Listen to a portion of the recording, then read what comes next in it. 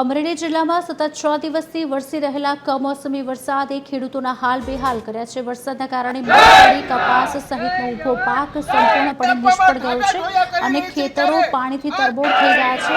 આ ગંભીર સંકટને લઈને ખાંભા ખાતે ભારતીય કિસાન સંઘ અને સરપંચ એસોસિએશને મામલતદારને આવેદનપત્ર આપ્યું હતું। મોટી સંખ્યામાં ખેડૂતો રેલી સ્વરૂપે મામલતદાર કચેરી ખાતે ગયા હતા। પાકનો સંપૂર્ણ નાશ થતા ખેડૂતોએ મામલતદાર ઓફિસ ખાતે પોક મૂકીને રોષ વ્યક્ત કર્યો હતો।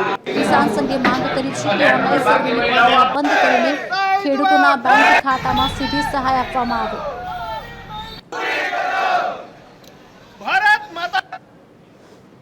મામલતદાર કચેરીએ આવેદનપત્ર આપી માનનીય મુખ્યમંત્રીને અમે મોકલવાની માંગ કરીને મુખ્યમંત્રી આગળ અમારી એવી રજૂઆત છે કે ખેડૂત અત્યારે માઇક આંગલો મતલબ ગરીબીના દેવા નીચે ડૂબી ગયો છે અને દેવું એટલું થઈ ગયું છે કે ખેડૂતને હવે શું કરવું એની કોઈ શું કહેવાય એને ભાન નથી રહી, કંઈ સૂચતું નથી। તેવા સમયે અમારી એક જ માંગ છે કે અમારા કપાસના પાક, કઠોળના પાક, તમામ પાકો સદંતર નિષ્ફળ થયા છે। તેવા સમયે સરકાર તાત્કાલિકના ધોરણે ખેડૂતોને 100% દેવું માફ આપે।